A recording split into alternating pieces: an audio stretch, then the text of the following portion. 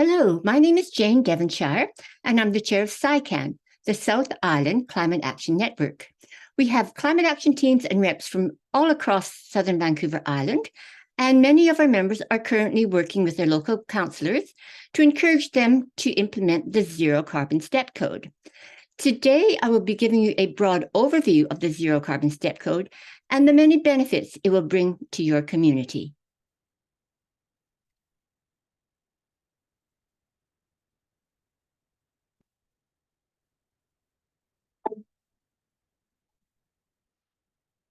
Oh, sorry, it's just not moving on. Hang on a second. So, fossil fuels in buildings drive climate change. The day-to-day operations of buildings contributes about 12% of BC's overall greenhouse gas emissions. However, when we take stock of emissions at the community level, buildings become either the number one or number two source of carbon pollution, as you can see here. Considering these numbers, it's clear that local governments will be challenged to meet their climate objectives without policy tools that target emissions from buildings. The introduction of the Zero Carbon Step Code has been a game changer. So, what are the top residential sources of carbon pollution? Fossil fuel space and water heating equipment produce the majority of climate pollution in buildings. In homes, natural gas, space, and water heating contribute a whopping 98.6% of average household emissions. The numbers are similar with commercial buildings. Just shy of 1 million BC households currently subscribe to natural gas services. While both the province and many communities have set targets to reduce carbon pollution, building emissions across BC have actually climbed 1.2% between 2019 and 2020, the most recent of years tracked.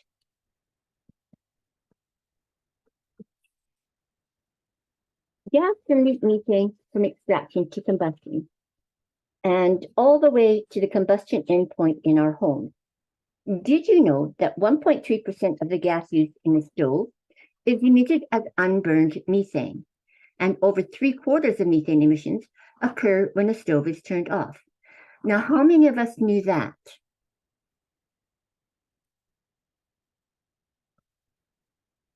As you can see here, the GHG emissions, shown in gray, show that the GHG emissions coming from using natural gas are substantially higher than those coming from electric heating.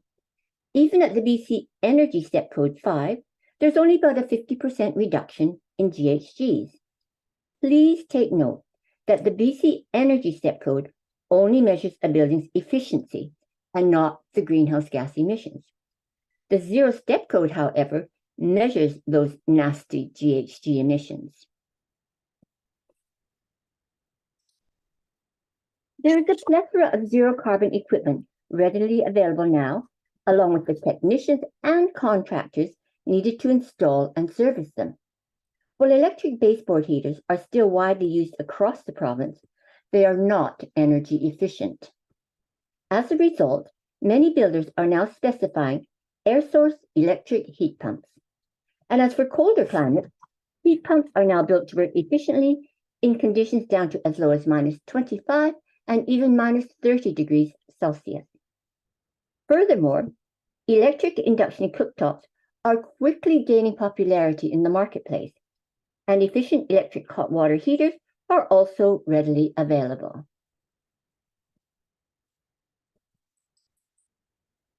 Zero carbon energy systems are also available for larger commercial, institutional, or residential buildings such as MURBs, your multi-unit residential buildings. So why is this technician bending over, you might ask? It is because he's trying to hear the heat pumps. The newer models are so quiet that they can only be heard when you are right in front of them.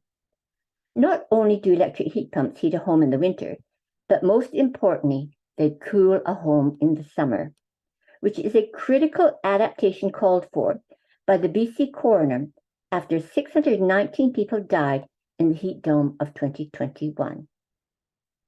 Another advantage of a properly installed electric heat pump is that they can substantially lower your energy bills over time, especially with the carbon tax set to triple by 2030. So, where did this zero carbon step code come from?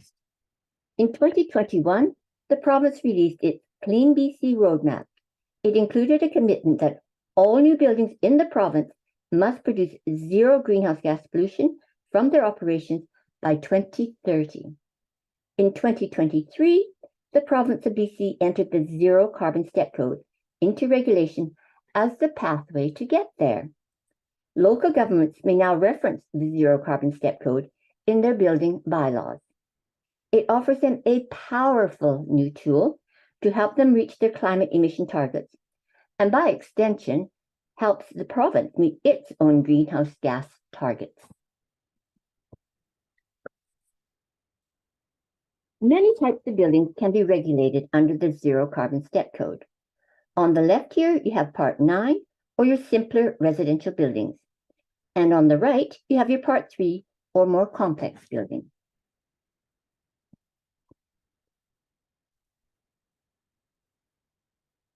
The Zero Carbon Step Code can use the prescriptive compliance approach, meaning that instead of asking a home builder to run a software simulation to calculate the proposed home's carbon emissions, the builder can disclose the equipment they intend to install in their proposed project. There are 4 tiers. Emission level 1 is measure only. Emission level 2, or your moderate carbon performance, fossil fuel water heating and cooking allowed. Space heating must be zero carbon. At emission level 3, your strong carbon performance, fossil fuel cooking allowed. Space and water heating systems must be zero carbon. And at emission level 4, your gold standard, the zero carbon performance. No fossil fuels allowed. Space and water heating and cooking must be zero carbon. There are many types of buildings that fall under Part 3 of the BC Building Code. Under the Zero Carbon Step Code and the performance approach, this illustrates the values associated with each tier. These numbers represent the GHGI, or greenhouse gas intensity, which is the maximum allowable number of kilograms of CO2 emissions per square meter per year. Note that for Part 3 buildings such as these, only the GHGI metric may be used. On thin ice, the urgent call to adopt the Zero Carbon Step Code. The UN Secretary General, Antonio Guterres, said, "Humanity is on thin ice, and that ice is melting fast. Our world needs climate action on all fronts, everything, everywhere, all at once." Victoria and Saanich heeded that call and have expedited the timelines for implementing the zero carbon new builds starting on November 1st, 2023. Industry agreed that we need to focus on reducing our GHG emissions quickly and is only asking for regional consistency, which will help provide more stability for the industry.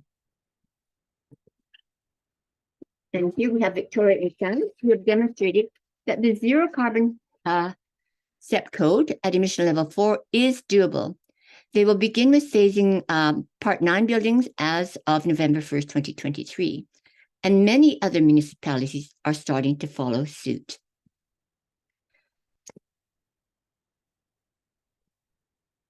Every gas hookup, including renewable natural gas or RNG, locks us into another 20 plus years of deadly heat-trapping methane emissions. Please don't let yourselves be hoodwinked by RNG. Check out First Things First Okanagan for some serious myth-busting. RNG will not help BC reach its climate targets. It will in fact hamper our efforts to reach our GHG emissions reduction targets.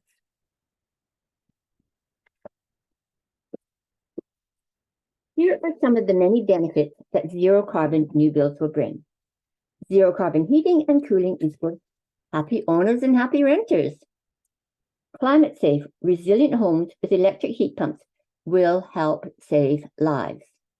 You will also get cleaner, healthier air that has filtered out that nasty toxic forest fire smoke. Homes with built-in equity justice, lower monthly energy bills, higher home values, no expensive energy retrofits down the road, no added air conditioning costs, and most importantly, will enable your community to reach its climate action targets. As our province is being ravaged by forest fires and extreme heat, your residents are relying on your bold leadership to build with their best interests at heart.